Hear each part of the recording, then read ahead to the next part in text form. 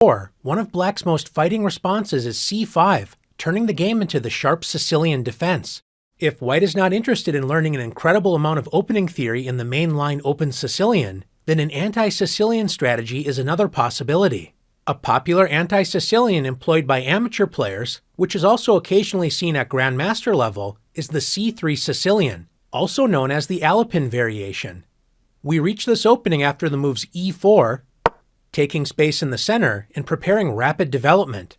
White is ready to play d4, so black fights against this plan with c5, fighting for control of the d4 square and creating an immediate imbalance in the pawn structure. White can prepare d4 with knight f3, preparing to enter the open Sicilian after d4 on the next move. Another way to prepare d4 is by playing c3 on the second move. We have now entered the c3 Sicilian, or alapin variation. This modest pawn move is not without venom. White's main idea is to play d4 without having to give up a center pawn for black's flank or non-central c5 pawn. The point is, if black plays c takes d4, then white can recapture the pawn with c takes d4, maintaining a healthy two-pawn center. The main drawback to the c3 Sicilian is it does not develop a piece, and it also prevents the knight on b1 from moving to its most active and natural square, c3. It's important for black to play actively and not allow white to build a comfortable center. The main lines for black to consider include d5 and knight f6, both immediately attacking white's pawn on e4. Let's first take a look at the direct d5, immediately grabbing space and attacking white's pawn on e4.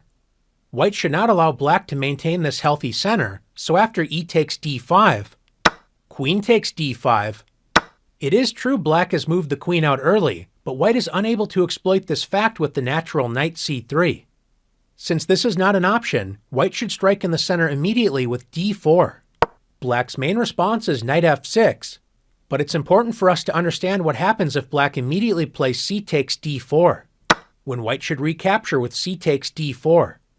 Capturing on d4 is a double-edged decision. White now has an isolated queen's pawn, which can be a serious target for black's pieces, especially if more pieces are traded off and the game approaches an endgame.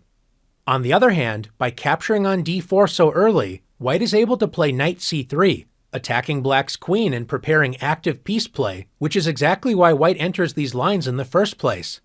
Let's see what happens when black intensifies the pressure against the isolated pawn with knight c6. White develops a knight and supports the isolated pawn with knight f3. Instead of trying to directly undermine white's center, black can patiently play e6, reinforcing control over the square in front of white's isolated pawn, d5, as well as preparing to develop the dark-squared bishop with a reasonable position. If black tries to actively destroy white's center and win the d4 pawn with bishop g4, pinning the f3 knight and indirectly adding more pressure against the d4 pawn, white can strike back using the open c3 square with knight c3, gaining a tempo against the queen. If black plays bishop takes f3, attacking white's queen, then white can play knight takes d5, preparing to deliver a fork on c7. If black decides to retreat the queen to the natural-looking square, queen d7, which reinforces the light-squared bishop, as well as preserving the option of rook d8, adding more pressure against the isolated pawn. This actually turns out to be a terrible mistake, as black's queen is now aligned with its king on the same diagonal, allowing the powerful shot, d5. As we can see, this isolated pawn is not just a weakness that has to be protected, it can be used as an attacking resource. White is threatening to simply capture the knight, so black is actually losing a piece, because if the knight tries to escape with knight e5, adding more pressure against the pinned knight on f3, white can play bishop b5, pinning the queen to black's king. To avoid the disaster after queen d7, black may try to keep the queen active with queen a5, pinning the c3 knight to white's king. Once again, white's isolated pawn proves its worth with d5. If black tries to counterattack with rook d8, pinning the d5 pawn to the queen, white can calmly respond with bishop d2, unpinning the knight, as well as the d5 pawn, when white enjoys an excellent position. Instead, if black plays knight e5, by trying to undermine white's d-pawn so quickly, black has neglected kingside development, allowing white to play the powerful bishop b5 check. White's active pieces come to life, exposing black's vulnerable king. The premature attack has backfired, as black needs to block the check with one of the already developed pieces when white enjoys an excellent position. Another attempt to undermine white's center is with the immediate counterstrike, e5, intensifying the pressure against d4. White should avoid playing d takes e5, as this allows queen takes d1 check, king takes d1. White has lost the right to castle, and the extra pawn on e5 is short-lived after bishop g4, threatening knight takes e5. And if white tries to prevent this plan with bishop b5, pinning the knight to the king, black can solve this problem by castling the king, delivering check and unpinning the knight, so e5 is about to fall. Instead of capturing the e5 pawn, when black plays an early c takes d4, white should always consider the active resource, knight c3, developing a piece and threatening black's queen. Black can try to add more pressure to white's position with bishop b4, pinning the knight to the king. White can simply unpin the knight with bishop d2, once again threatening knight takes d5. So after bishop takes c3, bishop takes c3, white now has the bishop pair and is happy to allow exchanges with e takes d4 and knight takes d4, because as the position continues to open, white's bishop pair increases in strength. If black decides to lunge forward with e4, white has the active response knight e5, centralizing the knight to an active post and threatening bishop c4. So if black simplifies the position with knight takes e5, d takes e5, white invites black to trade queens, increasing white's lead in development with rook takes d1. White's bishop pair can prove quite dangerous as the position continues to open, so the c3 Sicilian isn't an opening black can simply overwhelm by trying to immediately exploit white's isolated d-pawn. Instead of playing c takes d4, a more solid approach for black is to initiate kingside development with the centralizing knight f6. White can respond in kind with the natural knight f3, centralizing the knight and supporting the center. Once again, black can decide to play e6, stabilizing the center and focusing on kingside development at the expense of blocking black's light-squared bishop. Since white is currently not able to play knight c3, black can decide to play more actively with bishop g4, pinning the knight on f3 as well as activating the bishop before playing e6. White should unpin the knight and continue to develop with bishop e2. If black captures the knight, then white's bishop will enjoy the long diagonal, gaining a tempo against black's queen. A natural continuation for black is to play e6, reinforcing the center and preparing to complete kingside development. White can decide to castle immediately, or else challenge black's bishop with h3, inviting black to surrender the bishop pair and activate white's bishop with bishop takes f3. An invitation black should decline with bishop h5, maintaining the tension against white's knight. After white castles, black can add more pressure against white's center with the natural developing move knight c6. White should now reinforce the center with bishop e3. White is threatening d takes c5, so now is a good time for black to make the exchange c takes d4, c takes d4. White is now ready to play knight c3, but unlike the previous example, black has done a better job completing kingside development before playing c takes d4. A solid continuation for black is bishop e7, developing the bishop, preparing castling, as well as keeping the d-file clear so that after knight c3, black's queen can remain centralized with queen d6. This is a typical position in the alapin Sicilian when black plays d5 on the second move. White enjoys comfortable development and may consider moves such as queen b3, adding pressure against black's pawn on b7, and preparing to complete development with rook f to d1, as well as rook a to c1. Black is ready to castle the king to safety and also centralize the rooks, adding more pressure against the isolated d4 pawn. Both sides should enjoy reasonable chances in the ensuing middle game struggle.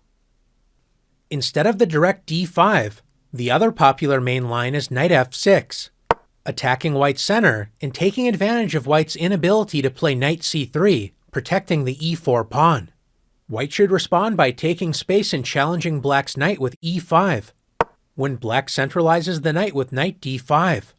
The knight on d5 is somewhat loosely placed, but the point is if white attacks this knight with c4, this abandons the plan of d4, and it also seriously weakens the d4 square. The other idea behind black's strategy is to provoke white's pawn to e5 to counterattack it with d6. White is not without resources as well, and continues with the plan of central expansion with d4. White has a solid pawn chain from b2 to e5, so black can break up this chain with c takes d4. White can play c takes d4, but since the d4 pawn is currently pinned to the knight, white can remain flexible with knight f3, adding protection to e5 and increasing the pressure against d4. A natural response for black is knight c6, intensifying the pressure against white's center. White can once again play c takes d4, which leads to a safe, relatively balanced position. If white wants to play more aggressively, then an interesting option to consider is bishop c4, continuing to develop and adding pressure against black's unprotected knight. By playing bishop c4, white is actually prepared to gambit to pawn, because after knight b6, white's bishop is now under attack, so after bishop b3, securing the bishop on an active diagonal, black can now accept the gambit with d takes c3. When after knight takes c3, white enjoys a lead in development, while the e5 pawn restricts black's development. White is ready to castle on the next move. Meanwhile, black's king remains stuck in the center, so white certainly has compensation for the pawn. Instead of accepting the gambit, black can fight for the center by moving the d-pawn to d6, or immediately occupying the center with d5. In either case, white will capture the pawn with e takes d6, opening up the e-file for white's major pieces to later enjoy. After black plays queen takes d6, white can continue to offer a pawn by castling the king. If black accepts the pawn with d takes c3, white will exchange queens with queen takes d6, e takes d6, and then recapture the pawn with knight takes c3. Once again, white argues that a lead in development, combined with a weak d6 pawn and exposed enemy king, compensates for the sacrificed pawn. This appears to be a sensible claim, especially as black typically avoids this option. Instead of accepting the gambit, black still needs to be accurate, as the careless move bishop g4, pinning the knight, backfires as white's active light-squared bishop can play the disruptive bishop takes f7 check.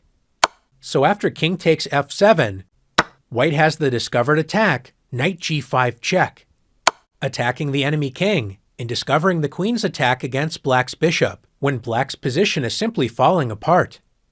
After looking at the alternatives, black's most reliable choice is to play the solid bishop e6, developing a piece and offering an exchange of light-squared bishops. White can decide to play it safe with bishop takes e6, followed by regaining material with knight takes d4. But if white feels adventurous, then white can play the dynamic knight a3, threatening knight b5. After d takes c3, capturing a second pawn and offering a trade of queens, white can avoid simplifications with queen e2.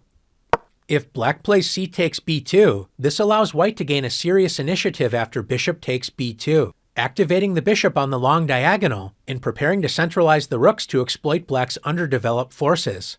Instead of capturing the pawn, black can play bishop takes b3, when white increases the complications with knight b5, forcing black's queen to retreat and escape the danger in the center with queen b8.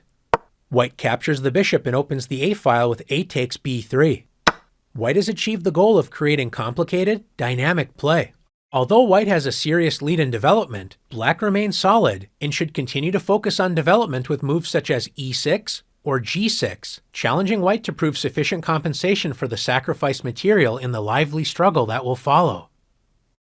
If black doesn't challenge white's setup with the main lines d5 or knight f6 on the second move, then white should continue to focus on expanding in the center with d4, knowing that white should have a solid position. If black plays a move such as e6, it's worth noting that after d4 and d5, white can decide to play e takes d5, but another choice is to take space with e5. When the opening is transposed into the advanced variation of the French defense, an opening which is normally reached after black plays e6 on the first move. For the interested viewer, you can keep in mind that the c3 Sicilian can also be played after knight f3. It looks like white is going to play the open Sicilian with d4 on the next move, but you can actually still decide to play c3 instead. One point is that if black plays the popular d6, then you can now play c3 without allowing black to strike in the center with d5, as this loses critical time.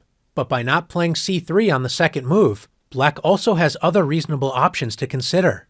Another point is if you like to play another anti-Sicilian, such as the Rossolimo or Moscow variations, which is responding to black's second moves d6 or knight c6 with bishop b5.